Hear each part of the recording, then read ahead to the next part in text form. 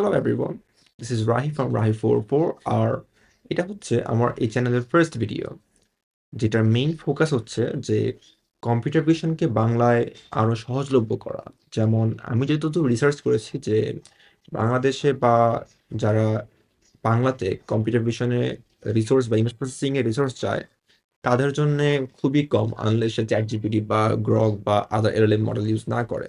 But তারাও বাংলাতে আহামরি ভালো কাজ করে না। So I am here two trying to B the backup. আসলে আমরা কম্পিউটার ভিশন বা ইমেজ প্রসেসিং বলতে কি বুঝি? আম, মানে অনেকটা ইমেজ কম্পিউটার ভিশন বলতে বোঝায় যে কম্পিউটার তার চোখ দিয়ে দেখে। এখন কম্পিউটারে তো চোখ নাই, সে ইউজ করে ক্যামেরা।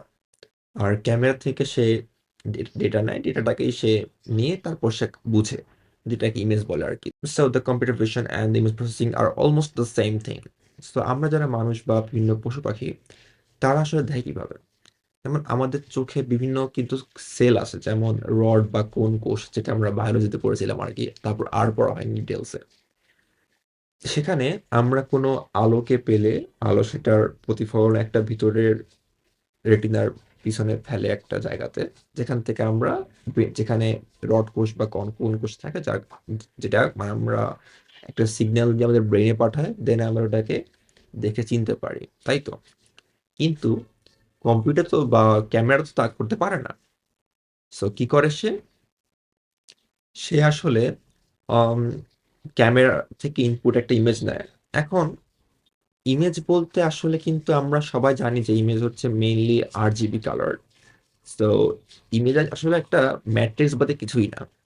এখন আমরা যারা মোটামুটি সায়েন্স ব্যাকগ্রাউন্ডে পড়েছি ইন্টারমিডিয়েটে, তারা আমরা সবাই ম্যাট্রিক্সের ম্যাথ করেছি, তাই না?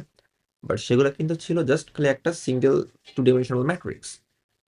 বাট ইমেজের ক্ষেত্রে আমাদের টু ডিমেনশনালের তিনটা লেয়ারের ম্যাট্রিক্স দরকার, যেটা হচ্ছে ধরেন RGB এভাবে থাকে, তিনটা আলাদা ম্যাট্রিক্স থাকে। এখন সো আমরা একটা ভিজুয়াল প্রেজেন্টেশন দেখি, তাহলে আমাদের কাছে ব্যাপারটা আরো ক্লিয়ার হইতে পারে। So let's start. সো এখানে আমরা দেখতে পারতেছি যে একটা কালার ইমেজ আছে, তাই না? এখন ইমেজটা আসলে কিভাবে কম্পিউটার দেখে সেটা হচ্ছে এইভাবে। এখানে তিনটা রেড, গ্রিন আর ব্লু ম্যাট্রিক্স আছে, যে ম্যাট্রিক্স তিনটা তিনটা আলাদা কালারের জন্য ইউজ করা হয়।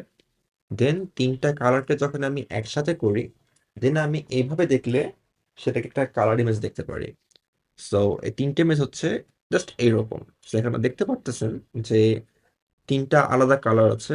রেড রেড একটা টোটালি আলাদা ইমেজ লাগতেছে দেখে, গ্রিন দেখে আলাদা লাগতেছে, আর ব্লু দেখে আলাদা লাগতেছে। এন্ড তাদের কম্বিনেশনে আর কি এত সুন্দর একটা কালার ইমেজ দেখা যাচ্ছে।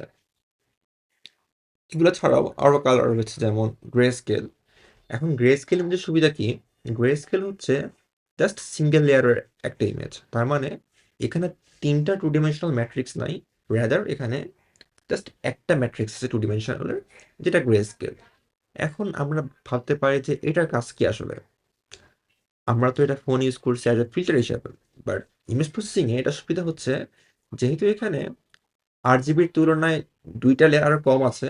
সো এখানে যখন আমি ইমেজ প্রসেস করব বা রিয়েল টাইম যখন আমি কোনো AI মডেল বা কিছু চালাবো, ডিটেকশন বা ক্লাসিফিকেশন, দেন কিন্তু আমি আহ, যদি গ্রে স্কেল ইউজ করি তাহলে আমার ইমেজ প্রসেস কম লাগবে।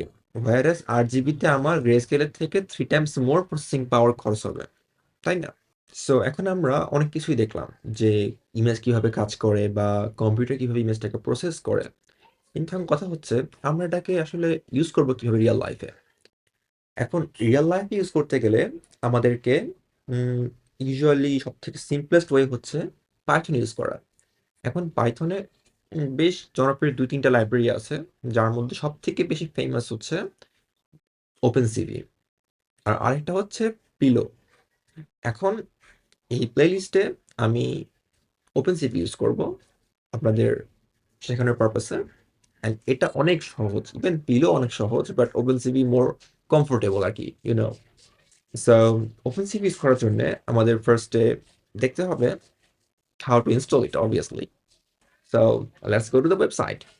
সো আমরা ফার্স্টে যাচ্ছি ওপেন সিপির ওয়েবসাইটে।